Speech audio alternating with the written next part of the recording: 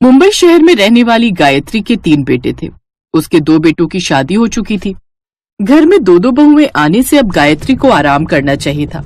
उसे घर के कामकाज से छुट्टी ले लेनी चाहिए थी, लेकिन गायत्री ऐसी नहीं थी। वो तो आज भी दोनों बहुओं से ज्यादा ही काम करती थी। एक रोज, लीजिए जी, चाय पी लीजिए। अरे अपने बेटों को भी कभी सुबह सुबह उठा लिया कर।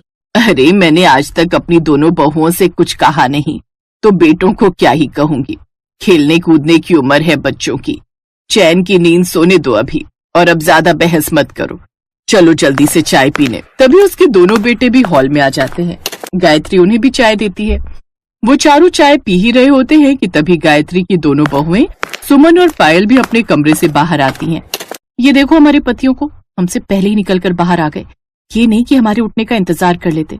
और क्या, अब सबको यही लगेगा कि घर की बहुएं हैं और सबसे आखिर में यही उठ रही हैं। दोनों चुपके से रसोई में जाती हैं और फिर सास की बनाकर रखी हुई चाय पीने लगती हैं। कुछ देर बाद फ्रेश होकर वो रसोई में पहुंचती है। शादी से पहले क्या क्या सोचा था कि एक अमीर पति से शादी करूंगी जिसके पास खूब सारे पैसे हो और उसके घर में नौकर चाकर हो ताकि मुझे कोई काम न करना पड़े। सच कहती है तू, रोज की ये 2-2 सब्जियां बना करना मैं भी थक गई हूँ। लेकिन अब बस, अब हम भी थोड़ा आराम लेंगे। अब जिस परिवार में नाश्ते में 2-2 सब्जियां बनती थी, वहाँ अब एक ही सब्जी बनती है। अरे ये क्या, आज एक ही सब्जी? अब हाँ, वो क्या है ना, आज हम दोनों की तबीयत कुछ ठीक नहीं थी। ओह अच्छा, कोई बात नहीं। अगर तबीयत ठीक नहीं थी तो पहले कह देती, हम बाहर से खाना मंगवा लेते। अरे लेकिन माँ जी और बाबूजी बाहर का खाते नहीं है ना। चूल्हा तो हमें फिर भी जलाना ही था। हमें क्या, हमें तो काम करना ही है। इस तरह से अब दोनों बहुएं काम से बचने का तरीका ढूंढने लगती हैं। उधर बेचारी गायत्री कपड़े धोकर बाल्टी में रख देती है और अपनी बड़ी बहू सुमन से कहती है, बड़ी बहू कपड़े धोकर रख दिए हैं, जा इन्हें जाकर छत पर सुखा। वो क्या है ना, मेरे बस की नहीं है बाल्टी ऊपर तक लेकर जाना। सुबह का पूरा नाश्ता मैंने ही बनाया माँ जी, कुछ काम तो आप अपनी मझली बहू पर भी डालिए। तभी पायल वहाँ आती है और आंख मारते हुए कहती है, हाँ हाँ, सारा काम तो जेठानी जी ही करती है ना, मैं तो कुछ करती ही नहीं। अब जब कुछ काम न करने का स्टैंप लग ही गया है तो अब कोई एक तिनका भी उठाने को बोल दे मुझे। हाँ तो मैं भी कोई काम वाली बाई नहीं हूँ, मैं भी बहू हूँ इस घर की। दोनों देवरानी जेठानी आपस में लड़ने लगती हैं, जिससे दुखी होकर आखिर में गायत्री खुद ही वो बाल्टी उठाकर कपड़े डालने छत पर चली जाती है। फिर दोनों देवरानी जेठानी ताली मारते हुए एक दूसरे से कहती हैं, वाह मान गए आपको भाभी, क्या आइडिया ढूंढा है आपने। अब तो इस तरह हम हर काम के लिए लड़ा करेंगे ताकि फिर हमें कुछ भी न करना पड़े। इस तरह वो दोनों काम से बचने के लिए आए दिन लड़ती रहती और फिर थक हार कर काम गायत्री को ही करना पड़ता। लेकिन कहते हैं ना, खाली दिमाग शैतान का घर। ऐसा ही अब उन दोनों के साथ भी होने लगा। वो दोनों दिन भर मोबाइल चलाती रहती और सोशल मीडिया पर लोगों की पोस्ट देखकर जलती रहती। ये देखो, कोई सिंगापुर जा रहा है, कोई मनाली, और एक हमें जो पास वाले ढाबे से रोटी खाकर आ जाते हैं। ओ पायल, अब जिसकी जितनी चादर होगी वो उतने ही पैर फैलाएगा ना। हाँ, जिसकी जितनी औकात होगी वो तो यही सब बोलेगा।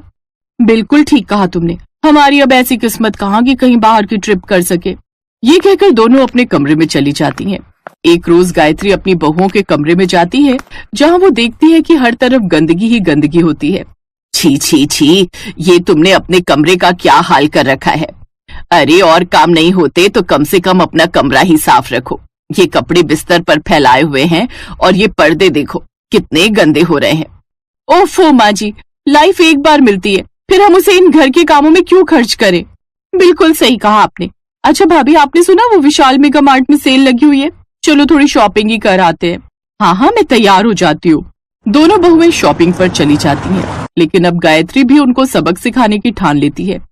इसलिए वो जल्द ही अपने तीसरे बेटे अर्जुन की शादी तय कर देती है और अपनी तीसरी बहू घर में ले आती है।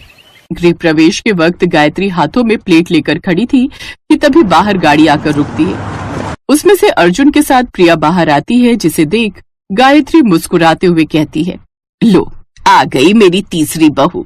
गायत्री उसका गृह प्रवेश करवाती है। फिर अगले दिन सुबह जल्दी उठकर प्रिया बाहर आती है तो गायत्री घर की चाबियां आते ही प्रिया को दे देती है। अब इस घर को तू अपने तरीके से चला, क्योंकि इस घर की बड़ी बहुओं को तो कोई चिंता है नहीं। ये रख चाबियां। माँ जी, ये अब कुछ ज्यादा नहीं हो रहा? इस घर की चाबियां आते ही आपने तीसरी बहू को दे दी। हाँ तो अब तुम दोनों को फर्क नहीं पड़ता ना इस घर की जिम्मेदारियों से, तो अब मैं इसे ही कहूंगी। आप चिंता मत कीजिए माँ जी, मैं अब अच्छे से इस घर की सारी जिम्मेदारियां संभालूंगी। अब प्रिया उन सब के साथ वैसे ही करने लगती है। वो सुबह जल्दी उठकर घर के काम निपटा देती और अपने सास ससुर की खूब सेवा करती, जिससे गायत्री भी जानबूझकर कुछ भी तोहफा होता तो अपनी छोटी बहू को ही देती और सब जगह उसकी ही अच्छाई करती। अब घर में भी हर कोई सबसे छोटी बहू को ही पूछते, जिससे अब दोनों बड़ी बहुओं की अहमियत घर में कम होने लगी, जिससे अब दोनों को अपनी गलती का पछतावा होने लगा। अब वो दोनों भी सुबह जल्दी उठकर घर के हर काम बराबर करने लगी, साथ ही सबके साथ प्यार से रहने लगी। ये देख अब गायत्री को भी अच्छा लगा। अब वो सब एक साथ खुशी खुशी रहने लगे।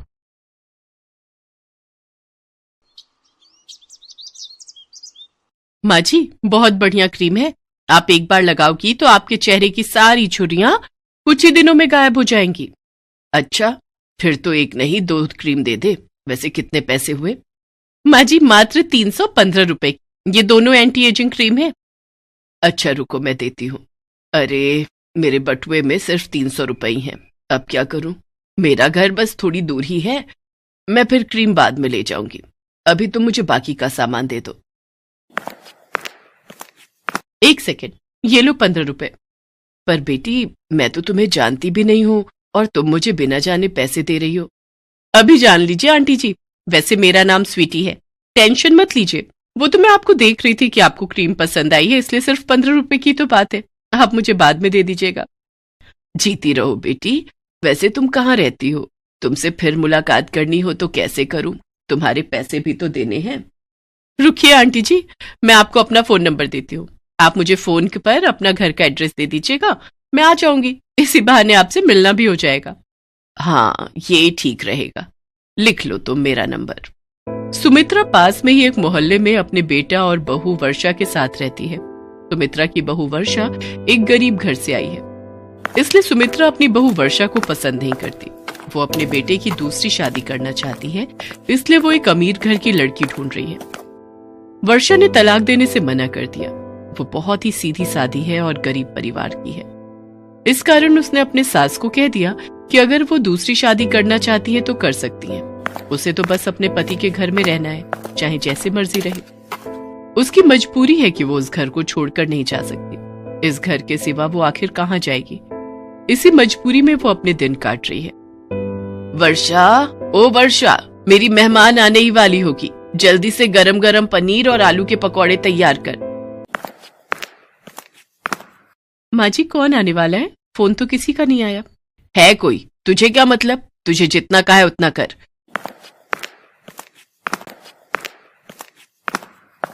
रवि बेटा, थोड़ा देर से ऑफिस चले जाना, मुझे तुम्हें किसी से मिलवाना है। मुझे पता है माँ, तुम फिर से शुरू हो रही हो। कोई ना कोई लड़की ही होगी।